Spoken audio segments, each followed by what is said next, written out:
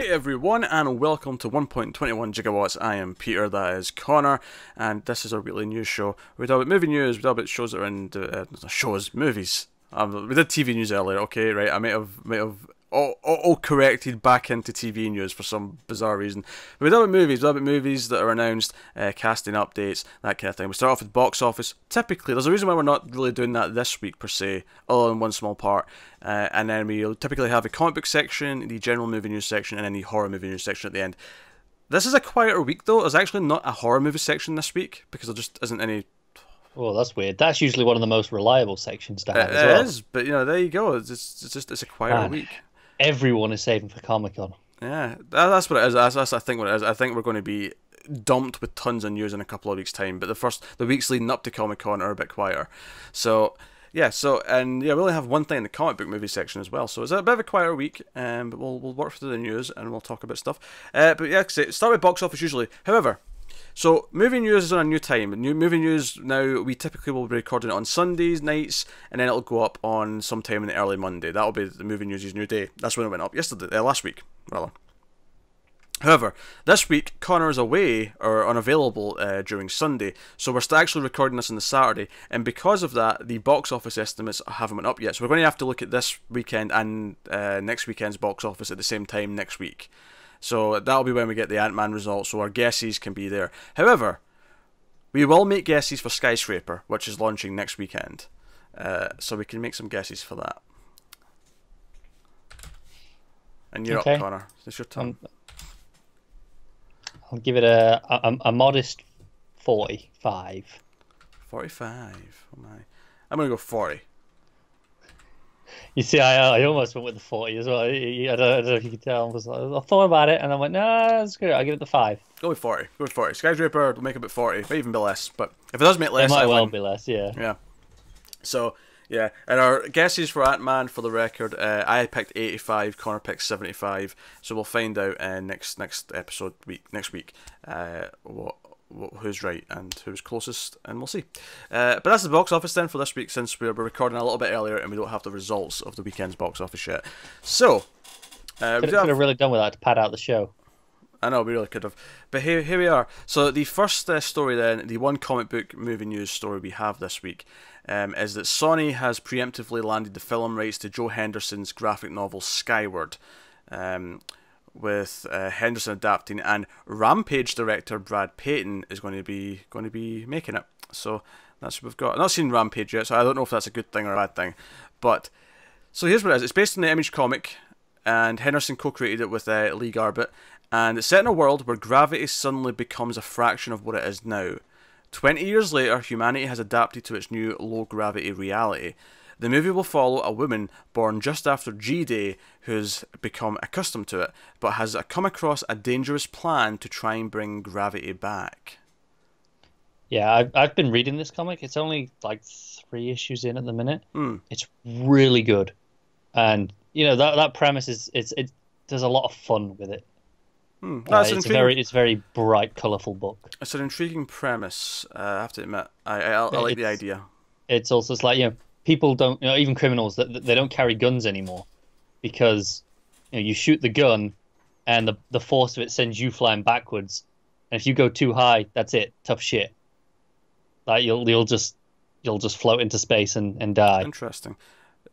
Do you happen to know what the general, without spoilers, if this is a spoiler, don't tell me, but what the general kind of motivation for people who would want to bring gravity back, like what the honestly, that's kind of only just being delved into. All right, let's get into that. It's more, it was kind of engineered. It was caused by humans. The G-Day in the first place. No, but it says dangerous plot to bring gravity back. So I have to assume that it's something villainous. It's not like just general people who want it to be back, because it's a bad idea. Yeah. It's part of it is everyone's accustomed, and it's the power shift. Is a large part of what it seems to be so far, anyway. But like a change. All right. So that's Skyward. So it sounds interesting. I'm definitely intrigued. So on to the general movie news. We got a bunch of casting updates first, actually. So first up, probably the biggest one. Kerry Russell is in talks to join Star Wars Episode 9. She, of course, was well known recently for The Americans, which just finished that run. She was also in Felicity, which interestingly was created by J.J. Abrams, who of course is directing Star Wars Episode 9.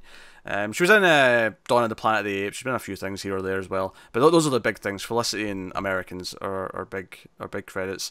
So she is going to be in the next Star Wars. Yeah, that's cool. I mean, from what I've seen of her, I quite like her. No, she's good. She's good. You know, I haven't seen lots. I haven't watched The Americans, but you know, people seem to praise her a lot in that. So you know. Yeah. So hey, and you know how I don't care about Star Wars, so we'll move swiftly on. That is fair. We'll move swiftly on. We got some casting for Hobbs and Shaw. This is the Fast and the Furious spin-off with The Rock and Jason Statham. Idris Elba has been cast as the villain. Why not? That's a cast. Come on now. It is a cast. The Rock I mean, and Jason Statham get up against Idris Elba. They've also added The Crown's Vanessa Kirby to join the film, so we had to have a love interest of some sort in there. So why not? But hey, that was worth mentioning. Also worth mentioning is that Miles Teller has been cast in Top Gun, the sequel that is. There's no name for it, I don't think, yet, unless they're just calling it Top Gun 2. Nah, they're gonna call it something better than that. Yeah. It needs a subtitle. Top Gun: Need for Speed. It's just gonna be Top Guns. Well, it's gonna be Top Guns, and it's just gonna be like you know, The Rock just be like, yeah, this is the guns. Why not? Yeah, that's how you sell movie tickets, right? Yeah, maybe. But we'll see how Skyscraper does. I mean, it worked for Jumanji. It didn't work for the 10 films that Rock was in before that, though. It didn't. It didn't. No. Not including Fast and the Furious movies, but for some reason became this huge thing. That one, it did work for that. But yeah, so he's going to play the son of Goose, who was in the original film. He's going to be he's going to be mentored by Tom Cruise's Maverick. So yeah, Miles Teller is in Top Gun 2. I'm okay with that. I quite like Miles Teller. He's okay. Yeah, he's got a very punchable face, I find. He does. Don't get me wrong. He definitely does. I think he's a pretty good actor. Oh yeah, he's a good actor, but he annoys me. I can't really argue against that. Do you know what it was? It's not even a film I've seen him in, because obviously I saw Whiplash and I've seen Van Forstik, and it's not even Van Forstik that did it, right? Do you know what it was? I didn't even see the movie. It was the trailer for that one he did with Jonah Hill. Was it War Dogs? Yeah, maybe. Yeah. Where I saw that trailer so much for like 6 months before that movie came out, and he's such a smug-looking prick in that trailer. They paid for so much marketing for that, didn't they? And now I can't even remember the name of it. I know, and I just I grew to hate his face. Like I really did, and I think it was War Dogs trailer playing almost every time. I feel that way about you sometimes. Well, that's okay, but I'm not in the movie, so it's fine. No, I do have to see your face every fucking day, though. So next up, Sopranos prequel, the movie, which is in the works. It's got a It's got a director. I forgot this was a thing. This is definitely absolutely a thing. I mean, Sopranos is a well-loved series, and they've got the original creator writing the script, so it'll probably work out okay. But let's just say the movie-making record from Alan Taylor is not so hot. So if I was a Sopranos fan right now, I'd maybe be a little worried. He did a bunch of Game of Thrones episodes, if I recall. He did, but his movie career it's not been great. No, I agree. Because his movie career consists of Thor: The Dark World and Terminator Genesis. Right, but what I was going to go on to with this, in context of him being a good TV director, is they might just treat this like a big TV episode. That's fair, although I have not seen these Game of Thrones episodes to actually agree that he's they're pretty good from what I recall. But because I remember looking, when he was announced for Thor, I was like, okay, well, which Game of Thrones? It was good ones. I remember that. I don't remember the exact ones, but I remember being impressed at the time. But I think if they treat it more like a TV show, and you have the creator being the one calling the shots, and he's just the one doing like they do on a TV show. It's like, right, you're the director for the episode, but you're not the one calling the shots. Not really. I feel like you can do the same here. Yeah, it's also worth mentioning he directed 2 episodes of the original show. So did he? He's worked on the show before. So Next up, Legendary Pictures has come aboard a live-action film based on Gundam, the popular mecha anime. There's a lot of anime this week. TV had a lot of anime news, and those movies have got anime adaptations. So, yeah, it's a sci-fi franchise from Japan's Sunrise Inc. The two companies will produce their first ever live-action take on the property, and they made the announcement at the Anime Expo. That'll be the thing that all those Netflix also, yeah. TV announcements came from. So, the original Gundam series is set in the Universal Century, an era where humanity's growing population has led to people to emigrate to space colonies. Eventually, the people living in the colonies launch a war of independence against Earth, with the main characters piloting robots known as mobile suits. So, it's funny, because Legendary, I'm pretty sure, also did Pacific Rim, so I think it's funny that they're like, oh, let's have another go at these big robots. Yeah, I mean, maybe the death knell for Pacific Rim 3. Yeah, that's unfortunate. I'd rather have Pacific Rim 3 than have Gundam. But I mean, don't get me wrong, this sounds perfectly fun, right? Oh, this could be fun. Like, I'll make fun of the animes, but a live-action version of Gundam might actually be kind of fun. But it sounds up your street, let's be honest. Yes. But I would have liked a Pacific Rim 3 because, yeah. Boyega, the king, bruv, he's going to do it. He's going to pay for it himself. If anyone can, it's him. He's going to do it. I mean, the second one only exists because he loved it so much. So he willed it into existence. He'll do it again. He can do it again. He's kind of like Ryan Reynolds, right, with Deadpool. Yeah, round out the trilogy, just get it done. That's fine. But yeah, so it's fine. Next up, New Regency has won in the auction for the rights of Robin Tug. This is an American Hustle-like true story in which Rupert Sanders will direct Scarlett Johansson, and the fact-based story of a woman who flourished in a male-dominated business of massage parlours and prostitution by essentially taking on the physical identity of a man. A lot of controversy this week. People are not happy, which is funny. For context here, Rupert Sanders also directed Ghost in the Shell with Johansson, which also got a lot of criticism because it whitewashed the role. Learn the lesson, did it? They didn't. And Johansson, I get her frustration, but she kind of pulled a dick move this week. With the rep statement. Yes, where she said, oh yeah, well, why don't you go and keep playing it? And she listed like a bunch of actors who had done trans characters in the past who aren't trans. And the response was all ones who'd won awards, stuff like that, right? And the response was, no, we did complain about them, and no one's listening, so we're getting louder, and you've done it again. That was the response. So, honestly, the biggest thing about this for me is I was not aware of this story, that there was this big, in Pittsburgh, this big crime ring. In fact, there's a bit more here, hon. Jean Marie Gill was larger-than-life character who took on the mob and became the crime kingpin of the 1970s Pittsburgh through her empire of illicit massage parlors and anabolic steroids ring that helped fuel the Pittsburgh Steelers NFL dynasty. That's interesting. So their football team only did any good in the 70s because she was giving them steroids. All the while, isn't that how all sports victories happen? If England won the World Cup next week, sure. And all while cross-dressing and lean on her allies in the gay community to help her grow an empire. However, it's Jean's fiery romance with her girlfriend Cynthia that truly defines her and forms the emotional core of the story. So I'm not sure if I'm interested in it per se. I'll give it this. She definitely sounds like an interesting character. Yeah, I can't argue that. It doesn't really sound like my sort of movie because or crime empire stuff. I'm like, yeah. I'm not particularly thrilled with that concept either.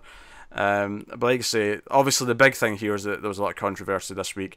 The reaction to Scarlett playing this role, because that was the thing. I remember some people being confused at first because they showed a photo of the real person, and the girlfriend character actually looked like Scarlett Johansson quite a bit. Oh, really? And they went, oh, maybe she's just playing her, and that's okay. That makes sense. But no. So hey, so have what you will. But that's Robin Tug. So we'll see where that goes. I think it says a lot about this week in the controversy that I didn't know the name of this movie.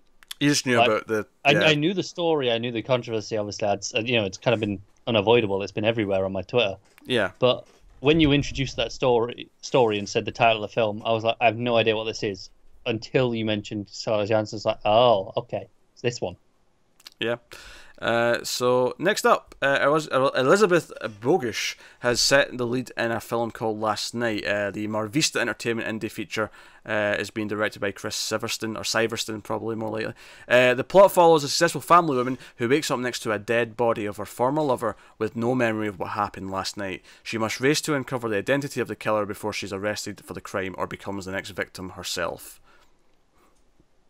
Sounds like a perfectly fine little thriller.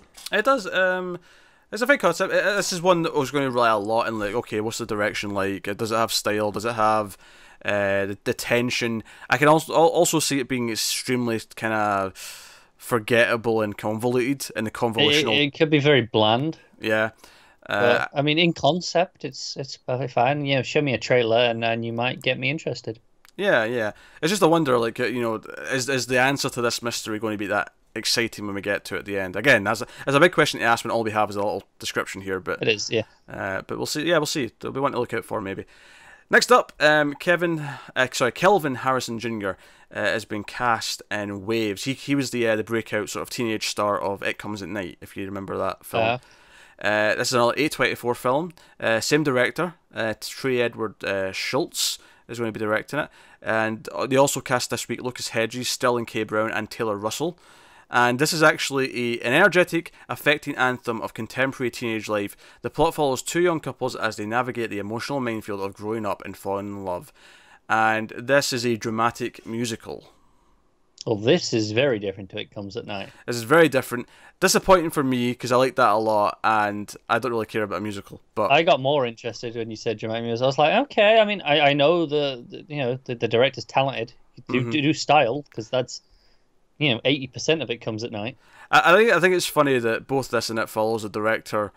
I mean, it's not a musical like It Follows. Under the Silver Lake is not a musical, but I do think it's funny that both seem to go in completely different directions after their good horror film. Probably want to showcase their versatility, right? Probably, yeah, that makes sense. So that's called Waves. So that is something that is in the works. Next up, Toronto-based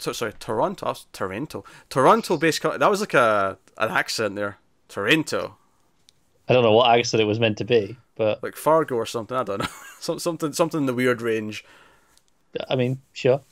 So Toronto-based company Innis Lake Entertainment has optioned the film and television rights to John Verdon's Dave Gurney mystery book series. So Dave Gurney's like the character, right? So that's not what the books are called, but he's the main character in all these books. The first one is called Think of a Number. That's the one they're adapting into the film. And we have Nick Vernham, who's going to direct it. And the first book is centered on a mysterious serial killing spree in upstate New York and Detective Dave Gurney, who comes out of retirement in an attempt to solve the case. The series currently contains 5 books, and the 6th one's coming out this week. Okay. So you've got a series here. Obviously, they're hoping if it's a big hit, they've got 5 more movies they can make. Sounds like it's going to be an older detective. So I'm getting almost like a New York Poirot kind of vibe here. Maybe not as quirky as that. I mean, there's nothing here that says it's going to be quirky, but I can see it though. Your chiseled old detective who's sort of like he's the best at what he does, so he comes out of retirement. It definitely feels like it's going to play into the cliche. Yeah, I can see that. So that is Think of a Number. It's actually quite a good cover. The book, the E is like at number 3 that's all bloody. Yeah, okay. So I don't know. That stuck out to me. So then the final news story of the week. I've got one more after if it's not. Oh, you got one ready. It's probably not. This is a Matt Damon story here. I don't know if you. Oh no, mine's more interesting. Okay. Matt Damon's in the early stages of being attached to star as a fugitive billionaire and Mark Rich in a film called The King of Oil. Universal Pictures has optioned this. It's actually John Krasinski's production company that is behind this as well, and apparently there's a chance he may end up directing it, although that's not set in stone by any means. It depends how wanted he is. Yeah. The film is based on The King of Oil, The Secret Lives of Mark Rich, a no-holds-barred biography of Rich written by Daniel Amann that sheds light on one of the most controversial international businessmen of all time. The public will remember Rich from the controversial pardon by President Bill Clinton on his last day in office. Rich was a child of the Holocaust who became the wealthiest and most powerful oil and commodities trader of the century until his 1983 indictment and 65 criminal counts of including tax evasion hit. The book detailed Rich's illegal dealings with Iran during the hostage crisis and his quiet cooperation with the Cuban, Israeli and US governments. The Glencore founder never faced a judge or jury. Rich was in Switzerland when he was indicted on those criminal counts and lived abroad until he died at the age 78 in 2013.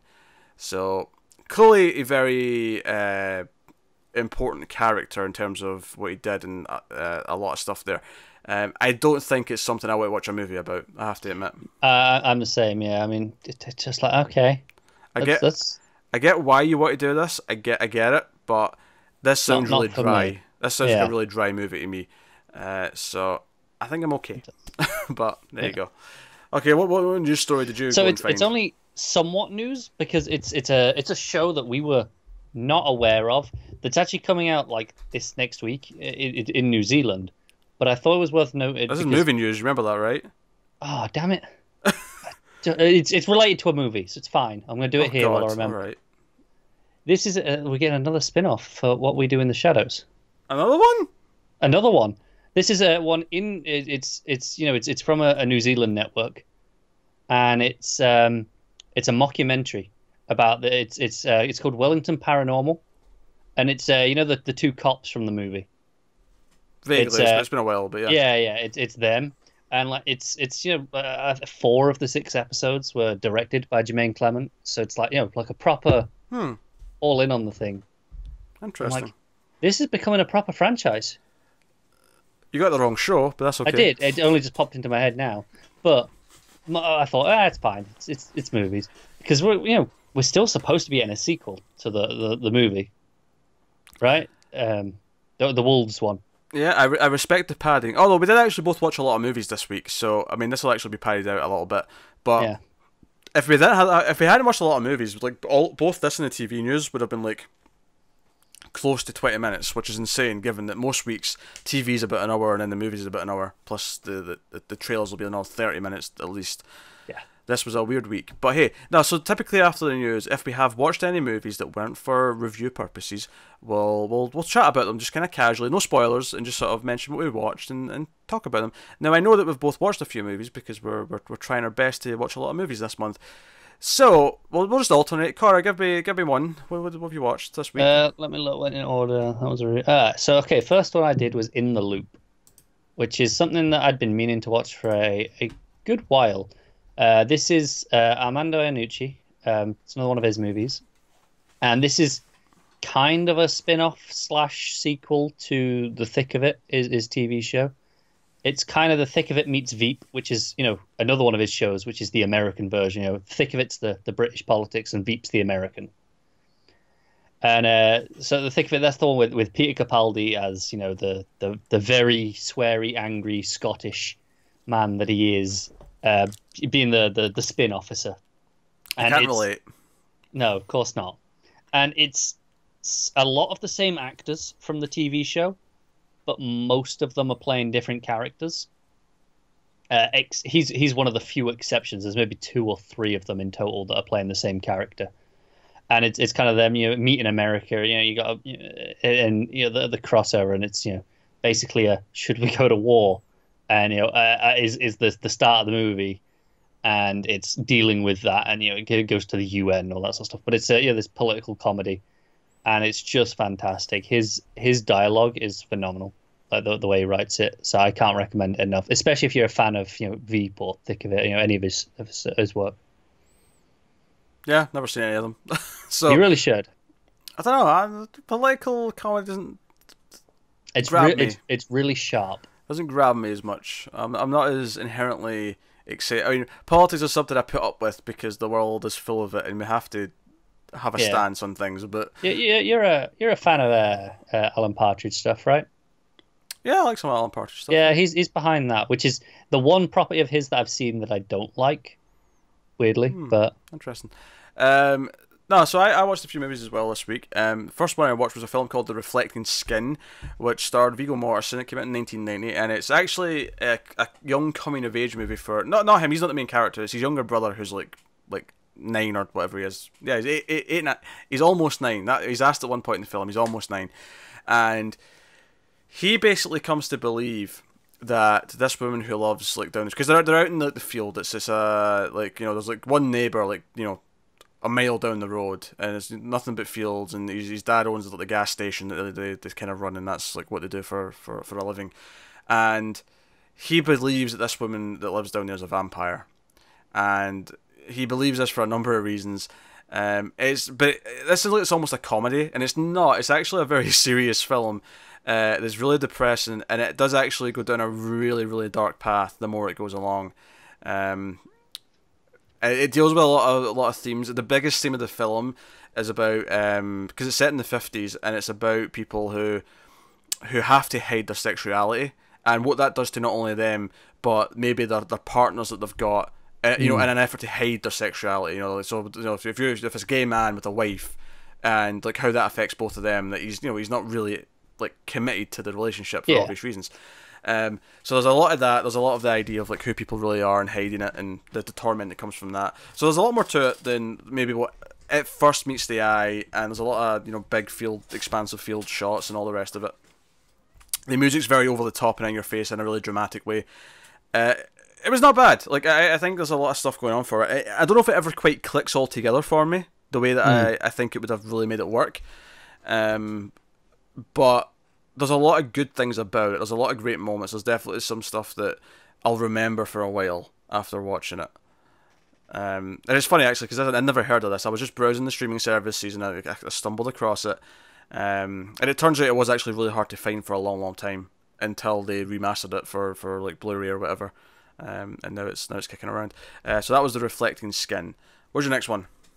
My next one was The Red Turtle. So this is a French animated movie from Studio Ghibli.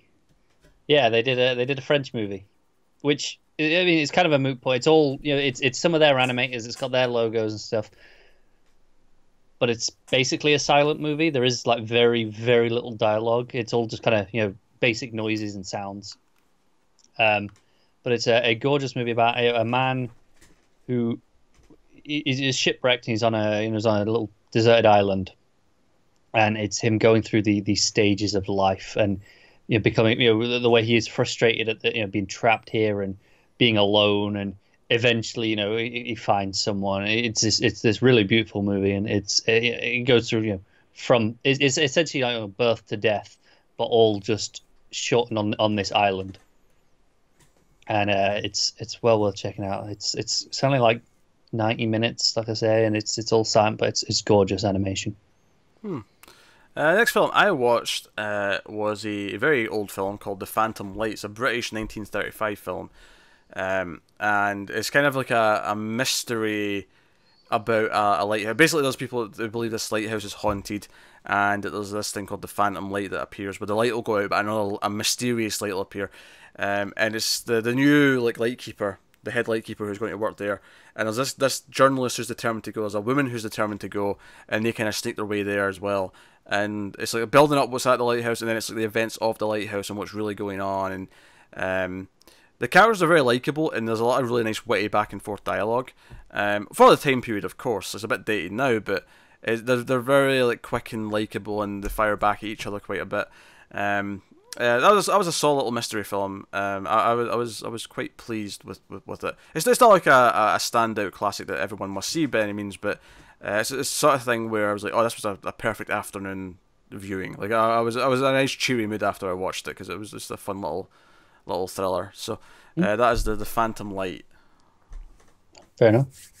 We're now for me into the section of a couple of films where I just couldn't sleep because it's far too hot. So I thought I'll put on something that might bore me to sleep. So I went with 300, and it's fine. But have you seen this before? No, I never saw it at the time. So I thought, well, that'll do, right? Yeah, nah, it's okay. It's really overrated. It was at the time. I don't know if it's still overrated, but I don't think it is now. I think honestly, if it just wasn't as immensely desaturated as it is, I would enjoy it a lot more. Like if it just had some color to it, but it's so desaturated, even by Snyder's standards. I'll be honest, I just hate how it looks. I like people praised it at the time. Oh, the whole thing's shot in green screen. It looks great. I'm like, no, it looks like shit. Stop, shut up. I mean, it's hard for me to say how it looked at the time, obviously, because I'm looking at it now and going, yeah, it looks rough by today's standards. But most movies, even the ones that were technically great at that time, 10 years ago, look a bit rough now, right?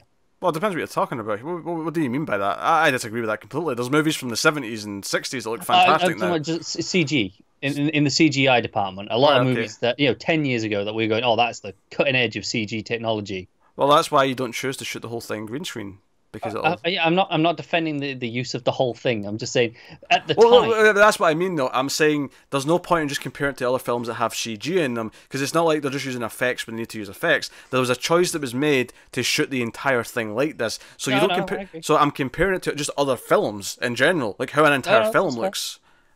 And it looks like shit. That's I think I wouldn't go quite as far as that. I think it looks rough around the edges, but I don't think it looks like shit. No, it looks like a Snyder movie, and Snyder movies look like shit. Batman v Superman looks like shit. Sucker Punch looks like shit. Don't at me. I'm not seeing it. No, it all looks shit. People, I don't know. I don't get people who like Snyder's style. I think it looks like absolute gut. It looks like mud. It looks like absolute mud. I think it'd be fine with some color. It's the desaturation that kills it. Maybe. I don't know. But hey, so my next film was Capricorn 1, which I didn't know a whole lot about. And what's funny about this one is I seen the poster and I thought, oh, it's a sci-fi movie. And it's not a sci-fi movie.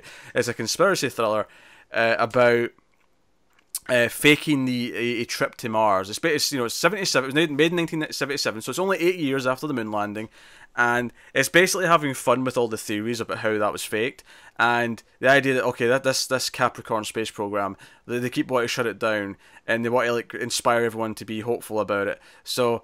And because at the last minute they found out, the head honchos found out, oh no, wait, this life support system is going to fail after a couple of weeks. They'll be dead if we send them up. And the astronauts even think they're going up. I think the best part of the movie is the opening 20 minutes because the astronauts are going into the rocket and we've got the crowd watching.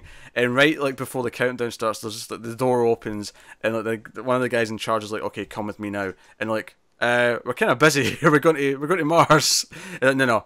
Come with me now. And they're taking because basically everyone has to believe that they went up in that rocket, and they take them to a TV set of Mars, and it's yeah, we're going to fake it. But there's a great speech. The guy who runs the whole thing, he gives them this fantastic speech as to why he thinks this needs to happen and why they have to fake it. And there's some morality there as to them wanting to go along with this or not wanting to go along with it. O.J. Simpson's one of them, as is James Brolin, Josh Brolin's dad.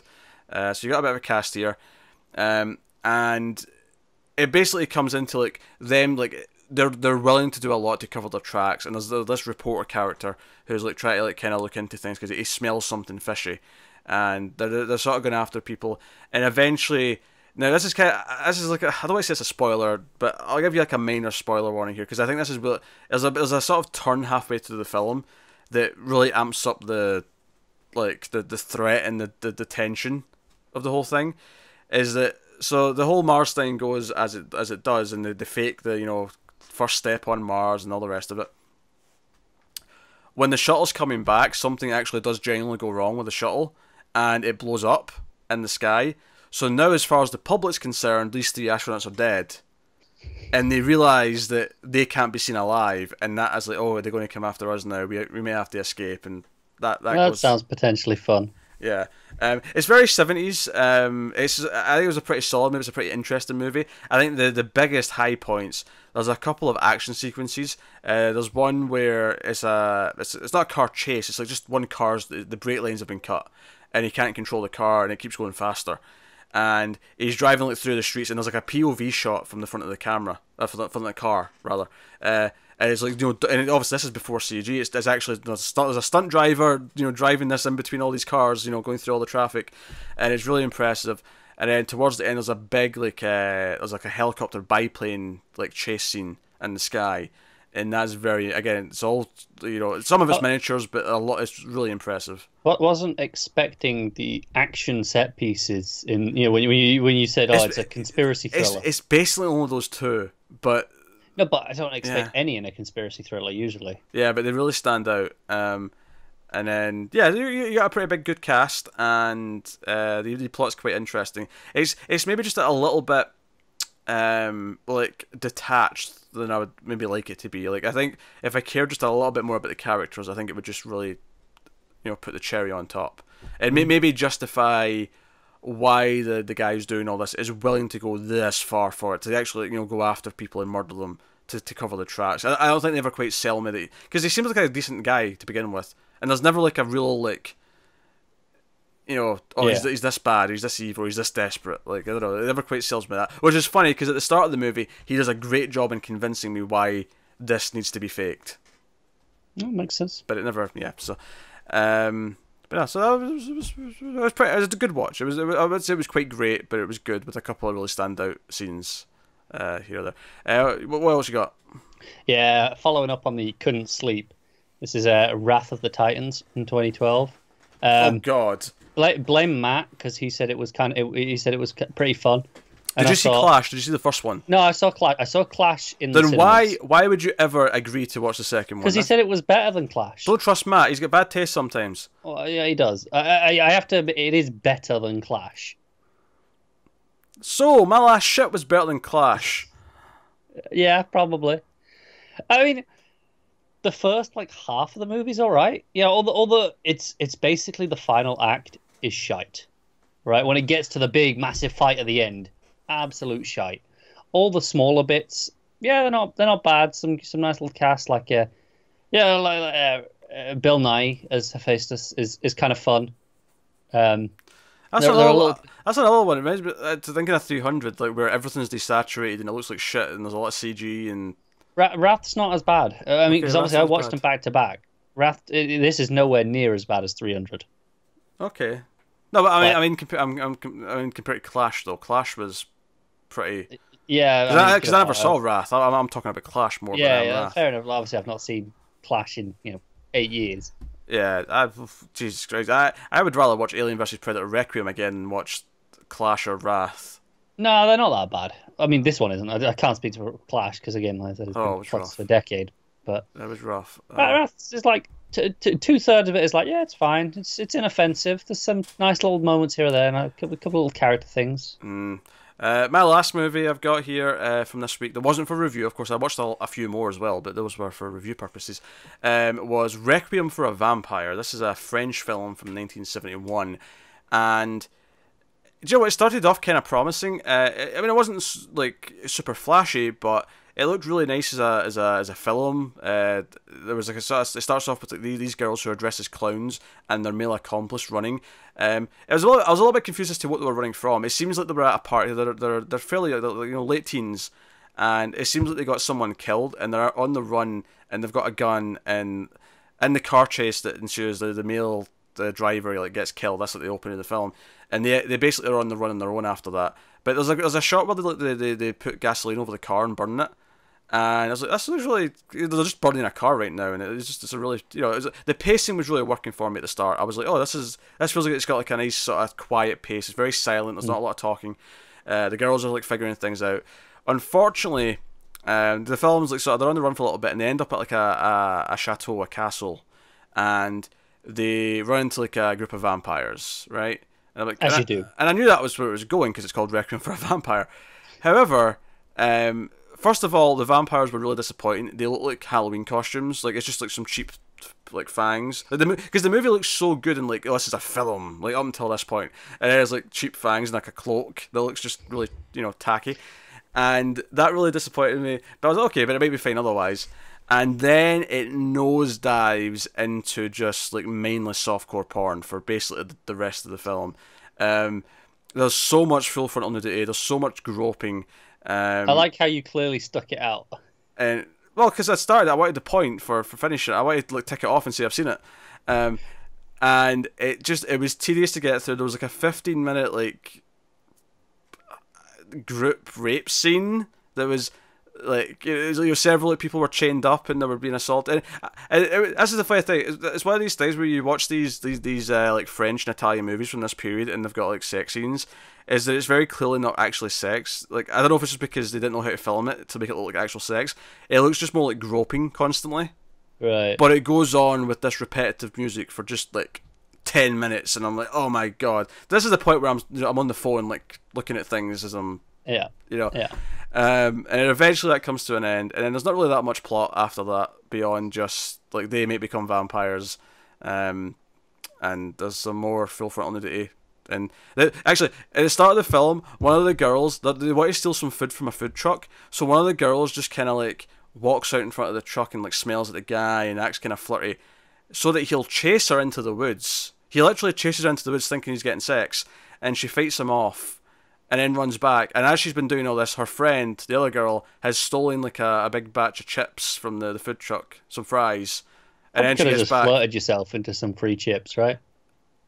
That's not how the logic in this movie works. The logic in this movie works. You have to lure him out like as a trap. He's a mouse, and your nether region is the cheese. You lure him out and then trap him, and steal the food that you want.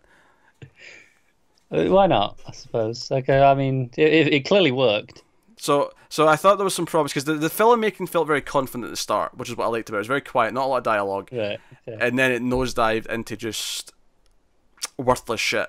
So, I can't recommend it. I did not enjoy it overall. It's a shame. The first like 20 minutes, I was like, oh, this could be quite good. I was kind of like into it, and then it just went. Hey, counts as a French movie, right?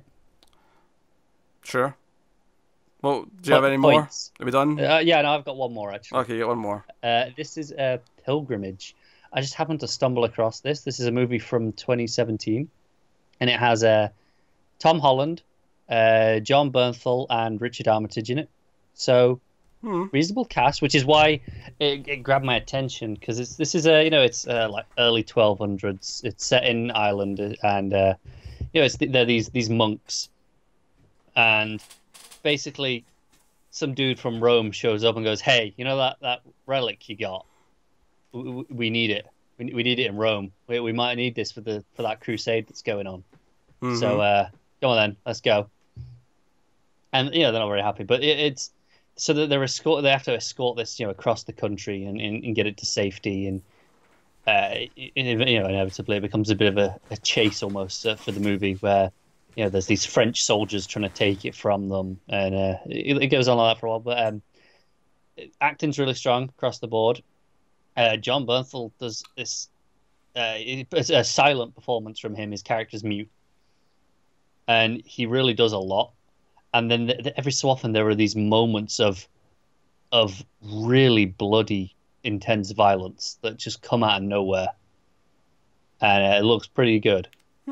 I will say a little light on something like there are some really interesting character dynamics going on and implications, and it's asking some questions as to like Tom Holland's character, he's the young monk, he's questioning is this worth it, this relic, which I won't spoil what that is because that's actually a plot mystery for a while. It's being used as almost political favors between the French, Rome want it, and he just wants it as a religious icon, and it's okay. What is this worth it? Are we being selling out? And so it's really interesting stuff, but it doesn't go quite far enough. It does feel very authentic though. It's used a lot of different languages. Like you've got Tom Holland, most of his stuff's in Gaelic. All the French soldiers, they're all speaking French. They a lot of them know English as well, so they break in and out. So you have French, English, and Gaelic are your main languages in there, and a bit of Latin for all your Bible stuff sprinkled in. But it's pretty good. It's gorgeously shot as well. Cinematography, lots of just beautiful shots of Ireland, and lots of fog and forest. Doesn't sound like my kind of thing at face value. It's surprisingly brisk. It's only 90 minutes or so, and so it never stops and lingers too long on any of the the religious parts, the things that might put you off. It's actually quite fast paced moving, and what it gets going, a bit of a chase. It's worth checking out if you're interested in this sort of stuff, though. Once I Get in the Loop is just the subject's not particularly. No, that's fair. And then the middle two films you mentioned are just like ugh. Yeah, no, this is a proper film though. Like this one, this is nothing It's a like proper those. film. It's not just kind of a film. It's a proper film. No, the other two I put on to like when I'm gonna fall asleep during this. Yeah. And I'll suppose I'll finish it off in the morning for the points. This one I sat down and watched. All right. Well, let's wrap this up. We've gone on a little bit with the movies. So this is the end of our news show. Although literally half of it this week was us talking about movies that we'd seen this week because there wasn't a lot of news. But you can get us on patreon.com/mailfuzztv. You can do that. You can support the channel and get the bonuses. But if you don't want to do that, you can also support us, of course, by liking, subscribing, commenting, all the usual stuff, watching the ads on YouTube. We should also mention stuff that's coming up movie-wise on the channel, the various things. Me and Cara recorded 2 influxes this week. Both of those are up for Patreon already. You get those early on Patreon, of course, by a week. The public just got Samurai 1 Musashi Miyamoto. That went up on Friday. Coming up this week, it's already on Patreon, but these two are coming up for the public in the following week. We did Lost River, which is Ryan Gosling's directorial debut, and we did Alien vs Predator Requiem, which we mentioned earlier, which is why it's on the mind. So those are coming up. Streams After Midnight, this week you got The Howling 5, The Rebirth. That was a particularly torturous one, so me and Tim reviewed that on Screams.